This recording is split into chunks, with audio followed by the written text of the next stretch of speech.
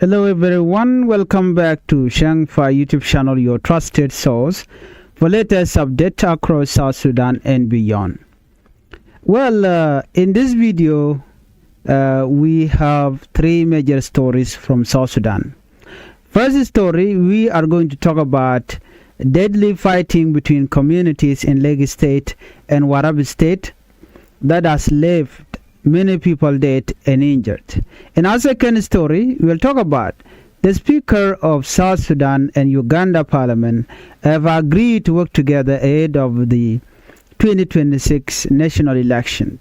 And in our third top story, this is a good news. The government of South Sudan say it is talking with Meta, Facebook and TikTok to allow South Sudanese content creators to start earning money from social media platforms. Before we move on with this latest update, I would like you to help the channel by subscribing, turn on the notification bell, so whenever we upload a new video, you can be notified. Let's begin our report with deadly clash in Rumbek North. According to the report, a tragic incident has shaken communities in Lake State and Warab State after intercommunal violence left at least 14 people dead and many others injured. According to local authorities, the fighting happened between army youths from the Luashjang community of Tony East County and the Pakam community of Rumbek North County. Officials say the violence started on Wednesday after an elderly man was killed while farming in a village called Bullo in Malwit Payam, located in Rumbek North County. The man who lost his life was identified as Mariel Mayek. Reports say Mariel Mayek was working peacefully on his farm when he was attacked. During the attack, his ox, ploy bull, were also taken away by army individuals. Well, according to this report, this tragic killing quickly created anger among local youths and tension started rising between the two communities. Authorities said youth from the area later followed the suspected attackers, and this eventually turned into heavy fighting between the two sides. The commissioner of Tony East County, Mashwe Bitbull, confirmed the incident during an interview with local media. He says 6 people from the Luashjang community and 8 people from the Pakam community were killed during the clash, which means that 14 people lost their life in that incident. Many others were injured. According to the commissioner, local leader and authorities immediately started talking with youth from both communities to calm the situation and stop further violence. The commissioner said no new attacks were reported on Thursday. He also explained that security personnel had been sent to investigate what happened and arrest those responsible for the violence. Authority warned that any person trying to destroy a peace effort would face punishment. Leaders from both communities are now being encouraged to remain calm and avoid revenge attack. Meanwhile, medical officials in the area also shared information about the injured victim. James Kwenyin Min, a medical officer working in Malwit Payam, say several people suffered serious injuries while others received minor wounds. They also explained that the violence started after army youths attacked Bullo village, killed 1 man and stole ox ployed bull. Local youth reportedly chased the attackers, and fighting later spread to another village called Shum. The injured victim first received emergency treatment before being transferred to health facility in Rumbek North and Rumbek State Hospital. Traditional leader also spoke about the incident. Matiang Atir Shir, the head chief of Malwit Payam, confirmed that the first victim was killed while farming. And he stated that the situation became worse after angry youths pursued the attackers, leading to a large confrontation involving army youthmen from both communities. Authorities in Rumbek North County later intervened to stop the violence. Commissioner Moses Magog says security forces managed to separate the fighting group and restore calm in the area. He added that the youth had now returned to their different areas. The commissioner also called on both communities to respect the peace agreement signed it last year and avoid further violence. This incident once again highlighted the continuing challenge of intercommunal conflict in part of South Sudan. Many innocent civilians continue to suffer because of revenge killing, cattle raid, and local dispute. Families lose loved ones, children lose parents, community lose peace and development. Many citizens are now calling on the government, chief church leaders and youth leaders to work harder in promoting peace and reconciliation. Some observers said unemployment among youth people and the easy availability of weapons continue to make community violence worse in many rural areas. Others believe peace education and dialogue between neighboring communities must become stronger before more lives are lost. As South Sudan prepares for future election and political changes, many citizens believe peace at the local level must come first. Without peace in communities, development becomes difficult. Here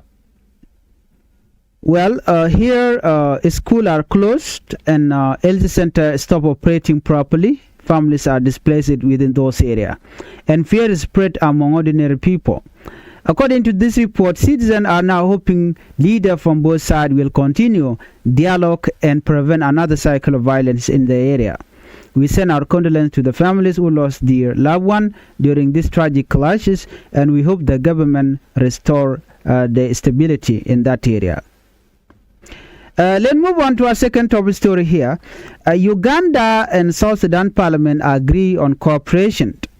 Now let us move to our second major story. The Speaker of the South Sudan the Speaker of South Sudan Parliament and the Uganda Parliament have agreed to work together to strengthen cooperation ahead of South Sudan planned 2026 election.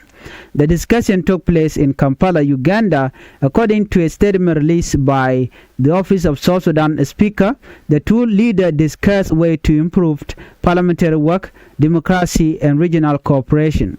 South Sudan Speaker Joseph Ngero Pasiko say the talk focus on strengthening institution and improving parliamentary system. He explained that Uganda would help support training program in areas such as budget monitoring, committee system, and parliamentary administration. The goal, according to the statement, is to help improve the effectiveness of South Sudan Transitional National Legislative Assembly. Uganda Speaker Anita Annette among also emphasized the importance of regional cooperation ahead of the election. She said East African countries must continue supporting democratic process in the region. Well, one of the key agreements reached during the meeting was the participation of Ugandan parliamentarians as election observer during South Sudan December 2026 election. The statement said these observers would participate as representative of the East African community. Officials believe this could help improve transparency and public confidence in the electoral process. The two sides also discussed financial accountability and budget oversight. South Sudan reportedly requested continued technical support to improve our parliament, review budget and government spending. Leaders said a stronger parliamentary oversight can help improve accountability and transparency in public institutions. This meeting comes at a very important time for South Sudan. The country continue preparing for election that many citizens hope will bring stability and democratic progress. However, concerns still remain about security challenges in the country, political tension, and implementation of peace agreement. Some analysts believe international and regional support will be very important as South Sudan move closer to election. Others said credible election require peace, proper preparation, independent institution, and public trust. Many citizens also want assurance that election will be free, fair, and peaceful. Political observers believe that the involvement of regional organizations like the East African Community could help strengthen confidence in the process. Meanwhile, some South Sudanese citizens are welcoming the idea of election observers from neighboring countries. They believe independent observation may help promote transparency and reduce tension during voting period. Others said the country must first address local insecurity and political disagreement before election take place. The issue of budget oversight is also important. For many years, citizen and civil society groups have called for stronger accountability in public finance management. People want transparency in how government money is spent. They also want Parliament to actively monitor national budget and public projects. If implemented properly, improved parliamentary oversight could help strengthen governance and public confidence. As preparation for election continue, citizens across the country will be watching closely to see whether promises of reform and cooperation lead to real changes. Now, we move to South Sudan government in talk with Facebook, Meta, and TikTok. This is amazing news for South Sudanese content creator.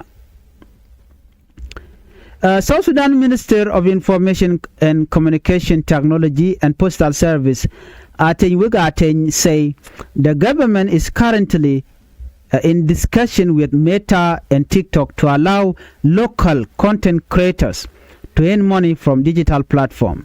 This news has attracted major attention among young people, content creators, bloggers, TikTok users, and Facebook users across South Sudan.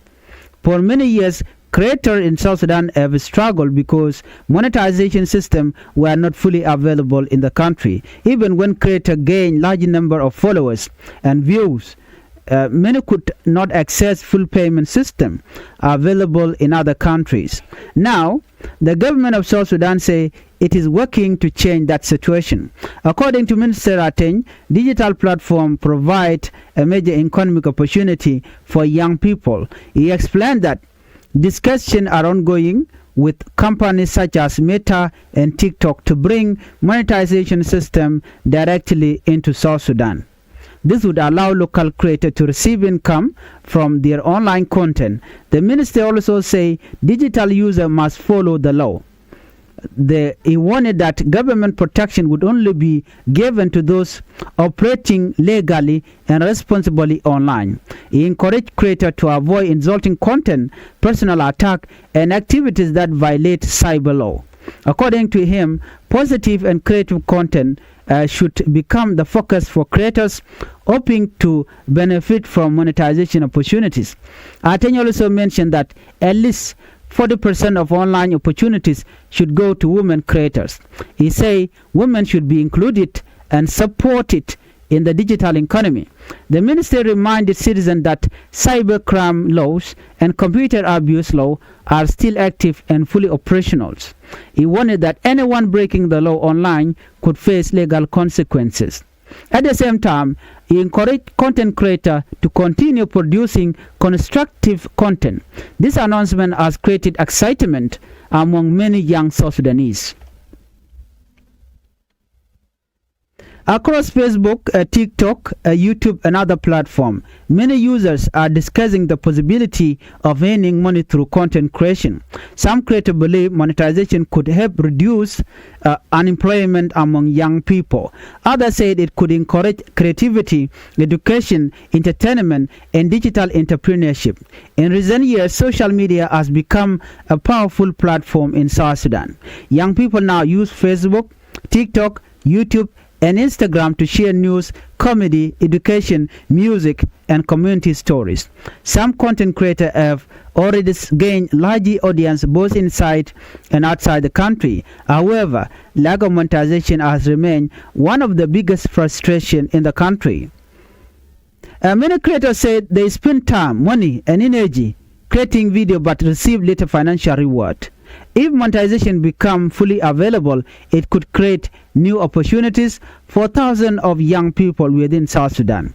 Experts say the digital economy is growing rapidly across Africa. Many young Africans are now earning income through content creation, online marketing, influencing, and digital businesses. Supporters believe South Sudan should not be left behind. At the same time, others warn that creators must also focus on responsible content creation. Some citizens believe social media should promote peace, education, and national unity rather than hate speech and insult. Others say the government should ensure cyber laws are applied fairly and do not limit freedom of expression. The discussion around online freedom and regulation continue to generate debate among citizens. Still, many young creators remain hopeful. For upcoming creators, this news may encourage more people to learn video editing, journalism, storytelling, entertainment, and digital communication skills. Some believe the digital space could become one of the biggest job opportunities for South Sudan's youth in the future.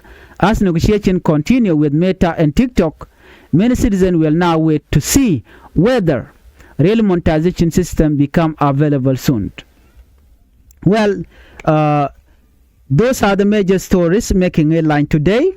To recap once again, we talk about at least 14 people have died following intercommunal